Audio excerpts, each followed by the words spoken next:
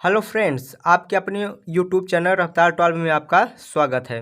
देखिए, आज हम पढ़ने वाले हैं लेंस की क्षमता यानी कि पावर ऑफ लेंस। इसको पढ़ने वाले हैं। इसके बाद हम देखेंगे लेंस के लिए रेखीय आवर्धन और रेखीय आवर्धन का सूत्र। तो क्षमता देखेंगे यानी कि लेंस की क्षमता देखेंगे और लेंस की आवर्धन क्षमता देखेंगे। तो आइए सेशन स्टार्ट करते हैं। तो देखिए, लेंस की क्षमता की परिभाषा हम क्या लिखे हैं। लेंस द्वारा प्रकाश की किरणों को एकत्रित क्या करते हैं, एकत्रित और फैलाने की सामर्थ्य को लेंस की क्षमता कहते हैं। यानी कि हम कह सकते हैं कि जो हमारा उत्तल लेंस होता है यह एक अभिसारी लेंस होता है और जो हमारा अवतल लेंस होता है वह एक अपसारी लेंस होता है। देखिए, अभिसारी का मतलब होता है प्रकाश की किरणों को एकत्रित करना और अपसारी का मतलब होता है प्रकाश की किरणों को फैलाना। तो जो उत्तल लेंस होता है वो एकत्रित करना है प्रकाश की किरणों को, और जो अवतल लेंस होता है वो फैलाता है। तो हम कह सकते हैं कि लेंस द्वारा प्रकाश की किरणों को एकत्रित यानी कि अभिसारित व फैलाने यानी कि अपसारित की सामर्थ्य को लेंस की क्षमता कहते हैं। ये तो हमारा परिभाषा हो गया है, यानी कि लेंस द्वारा प्रकाश की किरणों को एकत्रित करना व फैलाने की सामर्थ्य को लेंस की क्षमता कहते हैं। अगर सूत्र से परिभाषा देखा जाए तो देखिए, हम सूत्र से परिभाषा लिखे हुए हैं। लेंस की क्षमता लेंस की फोकस दूरी यानी कि एफ के प्रतिलोम के बराबर होता है। यानी कि जो लेंस की क्षमता होता है हमारा पी, लेंस की क्षमता को हम पी से प्रदर्शित करते हैं। यानी कि जो लेंस की क्षमता होता है वो लेंस की फोकस दूरी के प्रतिलोम के क्या होता है, बराबर होता है। मगर जब फोकस दूरी मीटर में हो, जब फोकस दूरी मीटर होती है तो लेंस की फोकस दूरी के प्रतिलोम को ही लेंस की क्षमता कहते हैं। तो ये परिभाषा भी आप लिख सकते हैं और ये भी परिभाषा आप लिख सकते हैं। दोनों परिभाषा हमारी सही मानी जाएंगी। तो सबसे मस्त परिभाषा तो हमारी ऊपर वाली है और ये तो सूत्र से हमारी परिभाषा बनाई गई है।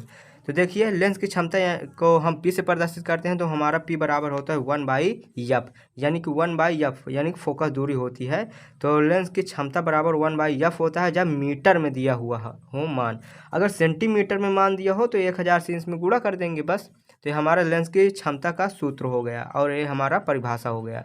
तो आप समझ गए होंगे।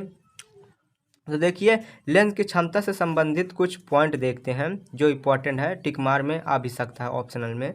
तो देखिए लेंस की क्षमता का मात्रक हमारा क्या होता है, डायोप्टर होता है। वेरी वेरी इंपॉर्टेंट क्वेश्चन है ये, ऑप्शनल में आ सकता है कि डायोप्टर किसका मात्रक होता है, लेंस की क्षमता का। यानी कि लेंस की क्षमता का मात्रक हमारा क्या होता है, डायोप्टर होता है।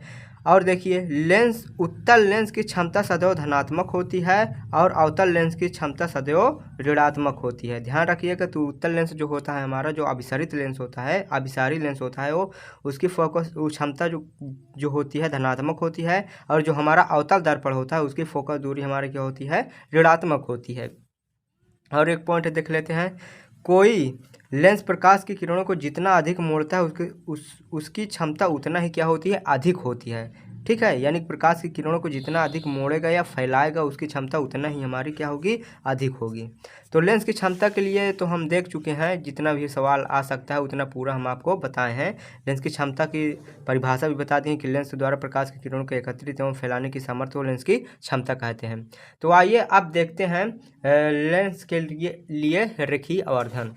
तो आइए लेंस के लिए रेखीय आवर्धन देखते हैं। तो देखिए, लेंस के लिए रेखीय आवर्धन यानी कि लाइनर मैग्निफिकेशन। तो यानी कि देखेंगे रेखीय आवर्धन क्या होता है लेंस के लिए। देखिए, परिभाषा हम लिखे हैं, लेंस के मुख्य अक्ष के लंबवत नापी गई प्रतिबिंब की लंबाई, ठीक है, प्रतिबिंब की लंबाई और वस्तु की लंबाई के अनुपात को रेखीय आवर्धन कहते हैं। इसे हम किससे प्रदर्शित करते हैं, स्मॉल एम से प्रदर्शित करते हैं। यानी कि लेंस के मुख्य अक्ष के लंबवत नापी गई प्रतिबिंब की लंबाई और वस्तु की लंबाई के अनुपात, अनुपात का मतलब क्या होता है, बटे होता है। यानी कि अनुपात को हम रेखीय आवर्धन कहते हैं, इसे स्मॉल एम से प्रदर्शित करते हैं। ये हमारी परिभाषा हो गई। और आइए देखते हैं रेखीय आवर्धन के लिए सूत्र। तो देखिए, रेखीय आवर्धन बराबर हमारा होता है प्रतिबिंब की लंबाई और वस्तु की लंबाई। देखिए, प्रतिबिंब की लंबाई को हम आई से प्रदर्शित करते हैं, वस्तु की लंबाई को ओ से प्रदर्शित करते हैं। ठीक है, यहाँ पास हम लिखे हैं, देखिए कि यम बराबर I/O, यानी कि प्रतिबिंब की लंबाई और वस्तु की लंबाई के अनुपात को हम रेखीय आवर्धन कहते हैं। तो आई होप यह वीडियो आपको अच्छी लगी हो, पसंद आया हो। अगर पसंद आया हो, अच्छी लगी हो तो लाइक, शेयर एंड सब्सक्राइब जरूर करिएगा। धन्यवाद।